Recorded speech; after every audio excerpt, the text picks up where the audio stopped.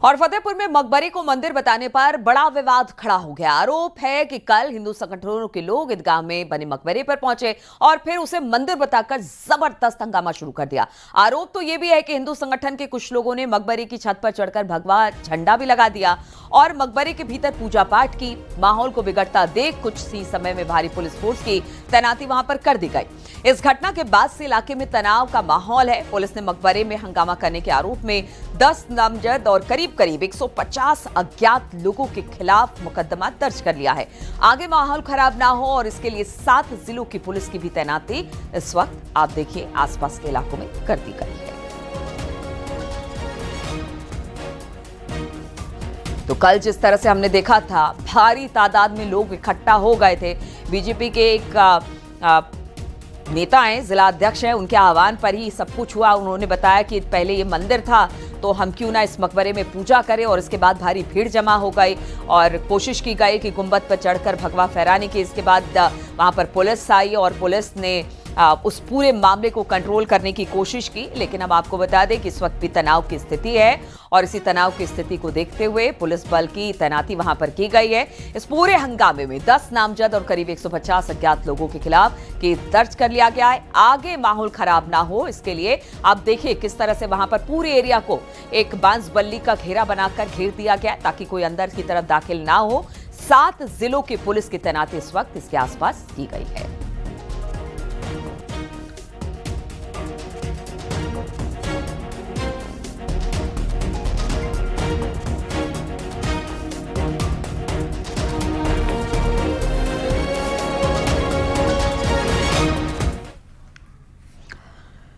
फतेहपुर में मकबरे और मंदिर को लेकर हुए विवाद को लेकर सियासी गलियारों में अब शोरगुल बढ़ गया है। सत्ता पक्ष का कहना है कि कानून कार्रवाई होगी, तो वहीं विपक्ष के नेता हिंदू मुस्लिम राग अलापते दिखाई दे रहे हैं। देखिए, योगी सरकार में कानून का शासन है। जो कानून अनुमति देगा उसी के हिसाब से कार्रवाई होगी।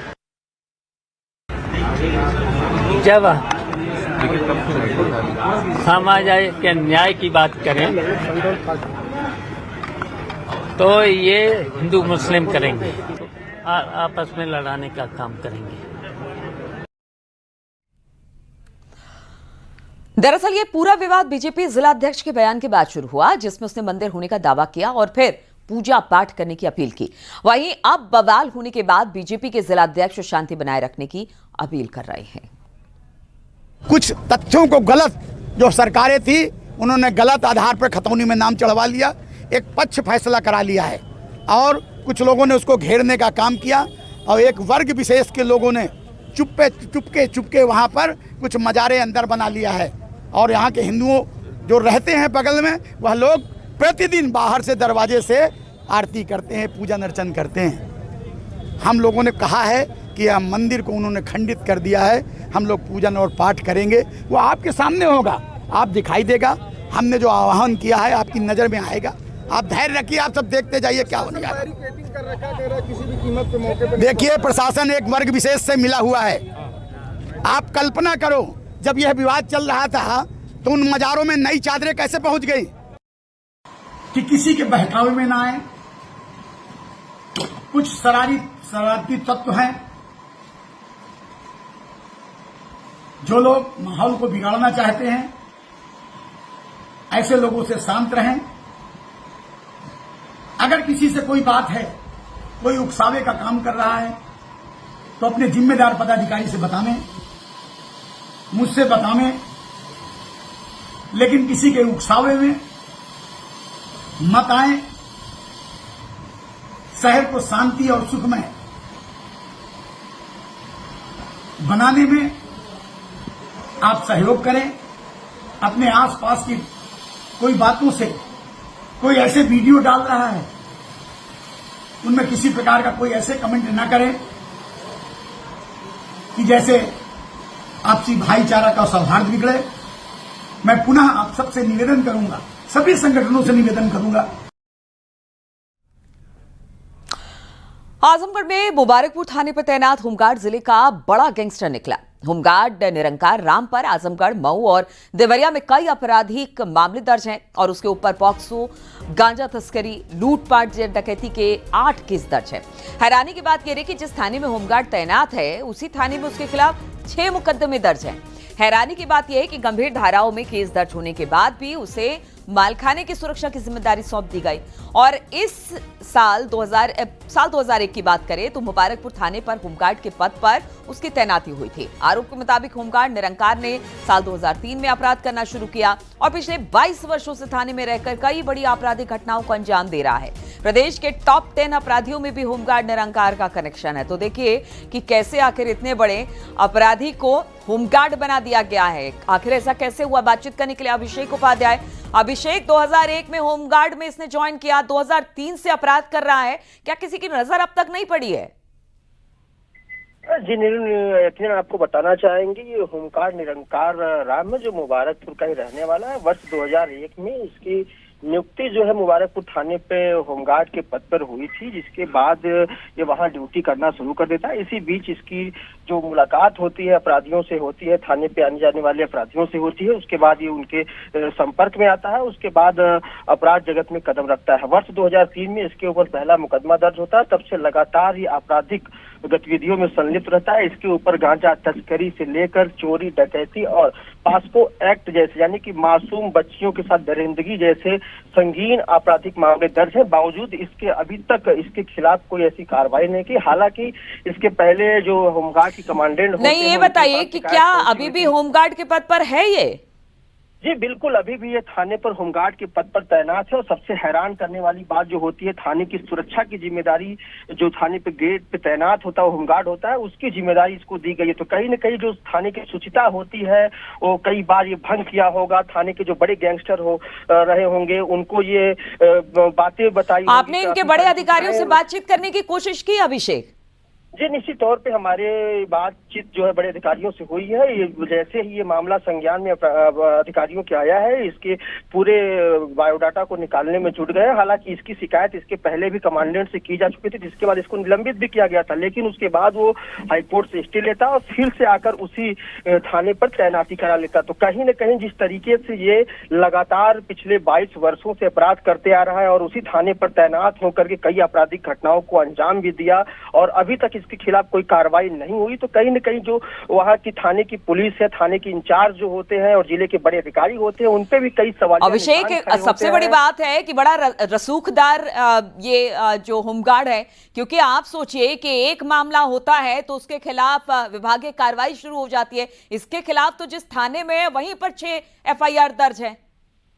जी बिल्कुल, ये कहीं न कहीं रसूखदार है, क्योंकि जिस भी पुलिसकर्मी होते हैं या होमगार्ड होते हैं उनकी जो नियुक्तियां होती हैं उसमें वेरिफिकेशन होते हैं। उसी थाने पर तैनाती के दरमियान उसी थाने में 6 मुकदमे दर्ज होना ये कहीं न कहीं साबित करता है कि इस के रसूख के आगे जो आजमगढ़ की पुलिस है, थाने की पुलिस है, पूरी तरीके से नतमस्तक है। शायद यही कारण है कि लगातार इसके ऊपर एक के बाद एक मुकदमे दर्ज होते गए, लेकिन इसके खिलाफ कोई कार्रवाई करने की जद्दोजहद नहीं कर पाया, न हिम्मत जुटा पाया। चलिए, तो ये बड़ी बात है। अगर हमने इस खबर को दिखाया है तो अब इस तरह के अपराधियों को कम से कम थाने में तो तैनात ना करे और इस पर कार्रवाई की जिस तरह से हमने खबर दिखाई है, जरूर हम मान के चले कि इस खबर के बाद शायद असर भी देखने को मिले। बहुत बहुत शुक्रिया अभिषेक का हमारे साथ जुड़ने के लिए, तमाम जानकारी हम तक पहुंचाने के लिए। और आगरा में होटल के अंदर मुस्लिम युवक से मारपीट के मामले में नया मोड़ आ गया। हिंदू संगठन ने पुलिस की कार्रवाई से नाराज होकर थाना शमशाबाद का घेराव करने का ऐलान कर दिया। दरअसल शमशाबाद कस्बे में टोला मोहल्ले के रहने वाले सलमान ने ID देकर होटल में कमरा बुक किया। इसके साथ एक महिला भी मौजूद थी। उसकी जानकारी स्थानीय हिंदू संगठन को लगी। आरोप के मुताबिक सलमान जिस महिला के साथ गया था वो हिंदू थी। इसके बाद हिंदू संगठन के लोगों ने युवक के साथ जमकर मारपीट की। होटल मैनेजर की तहरीर पर पुलिस ने केस दर्ज कर लिया। अब इस मामले में कार्यकर्ताओं ने आरोप लगाया है कि पुलिस ने झूठी शिकायत पर मुकदमा दर्ज किया है।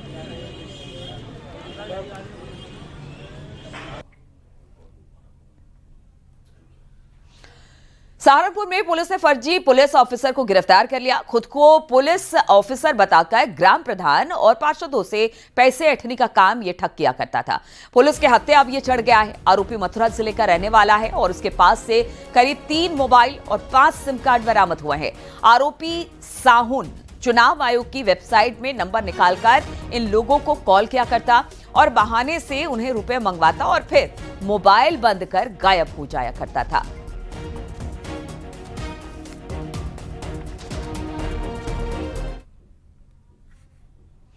हर घर तिरंगा अभियान के चलते जम्मू कश्मीर के डोडा में तिरंगा यात्रा निकाली गई।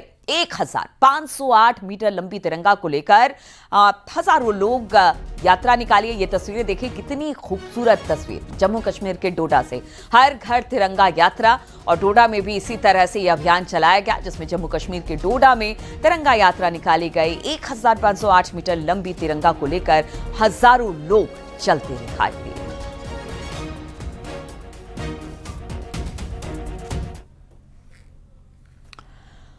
महाराजगंज में उस समय हड़कंप मच गया जब ई चौपाल में अचानक से अश्लील वीडियो चल पड़ा।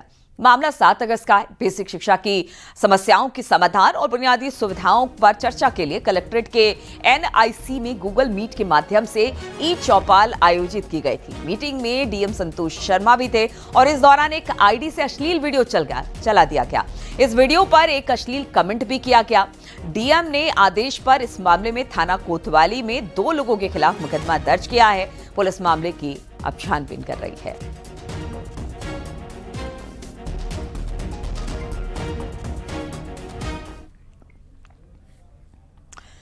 झांसी में महज 300 रुपए के लिए एक शख्स को पीट कर उसकी हत्या कर दी गई। मामला सदर बाजार क्षेत्र का भट्टा गांव, जहां परिजनों का आरोप है कि नरेश से अमित उर्फ गोलू ने शराब पीने के लिए 300 रुपए मांगे। नरेश ने पैसे देने से मना किया तो गोलू ने नरेश के साथ मारपीट की, ईंट से कई वार किए। घायल नरेश की मेडिकल कॉलेज उसे ले जाया गया, जहां पर इलाज के दौरान उसने दम तोड़ दिया। पुलिस ने केस दर्ज कर आरोपी अमित उर्फ गोलू को गिरफ्तार कर लिया है।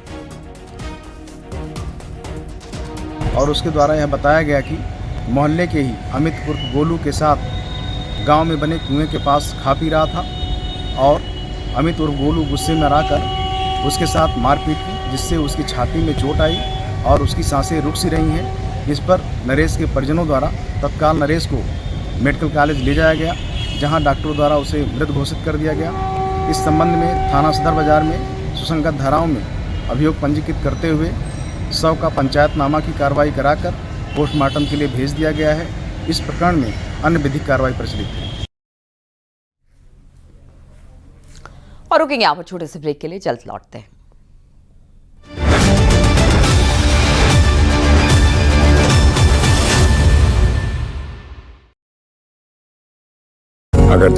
आप देख रहे हैं न्यूज़ 18 उत्तर प्रदेश उत्तराखंड।